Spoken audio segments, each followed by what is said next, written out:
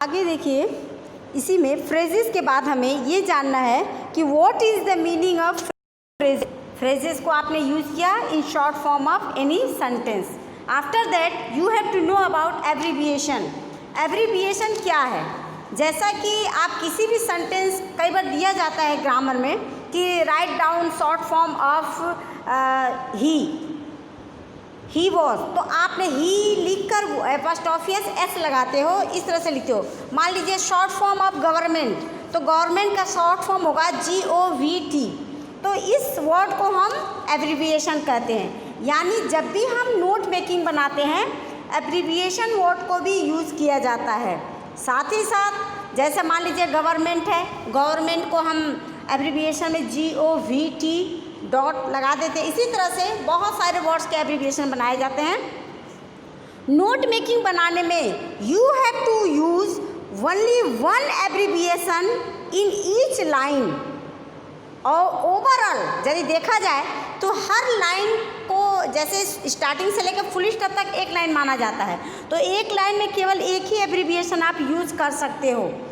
यानी पूरे note making में आप मैक्सिमम 5 एब्रीविएशन यूज़ कर सकते हो, not more than 5। Okay, abbreviation आप इतना यूज़ कर सकते हो। इसके बाद नेक्स्ट पॉइंट है, तीसरा पॉइंट में सब हेडिंग। सब हेडिंग भी यहाँ लिखना होता है। सब हेडिंग के अंतर्गत you have to pick out important topics for note making. Note making बनाने में आपको इम्पॉर्टेंट टॉपिक्स उस पैसेज से निकालना होगा, तब आप उसे सब हेडिंग के अंतर्गत लिखोगे। ये सारी चीज़ें आप नोट मेकिंग करने में यूज़ करोगे। अब अगला है, जो आपने फॉर्मेट तैयार कर रहा था नोट मेकिंग का, उसका लास्ट टॉपिक, फॉर्मेट का लास्ट लाइन है टाइटल और हेडिंग।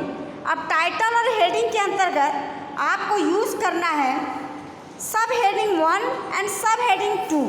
सब हेडिंग 1 के अंतर्गत आपको डिस्टेंस को भी मैनेज करना है कि उसके मार्जिन देखना होता है कि कितना मार्जिन है। मार्जिन मतलब क्या? जब भी आप किसी कॉपी के फेयर कॉपी या कोई भी चीज़ का नोट्स बनाते हैं, तो मार्जिन लाइन के बाहर आप क्वेश्चन नंबर 1 डालते हो, तब फिर मार्जिन लाइन के अंदर आप क्वेश्चन उतारते हो, फिर बाहर लिखते हो आंसर नंबर 1, उसके बाद मार्जिन लाइन के अंदर आप आंसर लिखते हो। तो जो लाइनअप होती है उसे ही हम मार्जिन कहते हैं। तो यानी उनके बीच की क्या मार्जिन है, यानी ऑल सब headings should be at a uniform distance from the margin. Margin line के बीच, लाइनअप से वहाँ से क्लियर करना है, और वहीं से आपको मार्जिन लाइन के अंतर्गत एकदम एक डिस्टेंस देखते हुए आपको सेंटेंस वहाँ यूज़ करना है। ऑल सब headings should be at a uniform distance from the margin and points are to be noted under each sub heading। और सबके अलग अलग पॉइंट्स होंगे, और दोनों सब हेडिंग्स में आपको उसे यूज़ करना है कि दोनों सब हेडिंग्स में, हेडिंग नंबर 1 के अंतर्गत मान लीजिए 1.1 हो गया, दूसरा हुआ 1.2 पॉइंट, और सब हेडिंग 2 के अंतर्गत 2.1, दूसरा 2.2। इस तरह से आपको हेडिंग और सब हेडिंग के अंतर्गत यूज़ करना है। यूज करने के बाद आपका टाइटल या सब हेडिंग वहाँ हेडिंग कंप्लीट है। नेक्स्ट आता है आपका इंडेंटिंग। इंडेंटिंग के अंतर्गत point should be at the same distance from the margin.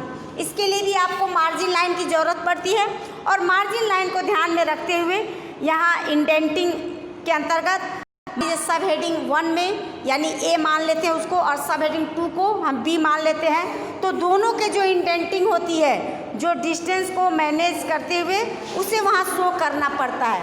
और टाइटल और हेडिंग को कंप्लीट करने के बाद इंडेंटिंग को शो करते हैं, और इंडेंटिंग के बाद हम लास्ट कॉर्नर में की शो करते हैं।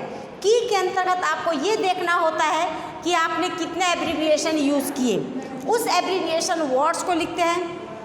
मान लीजिए उस सेंटेंस में आपका गवर्नमेंट है, गवर्नमेंट का GOVT आपने वहाँ एब्रीविएशन बनाया है, तो की डॉट डॉट वहाँ डैश करके GOVT लिखेंगे, डैश करेंगे उस GOVT का फुल फॉर्म क्या होता है, उसे आप गवर्नमेंट कंप्लीट वर्ड लिखोगे, ताकि जो भी एग्जामिनर कॉपी उठाए तो हाँ उनको लगे कि स्टूडेंट ने उस काम को सही ढंग से किया है, उसका मतलब स्टूडेंट समझ चुके हैं। तो इस तरह से नोट मेकिंग के फॉर्मेट को हम तैयार करते हैं। ये पूरी फॉर्मेट आपको एग्ज़ाम में 5 मार्क्स के मिलेंगे।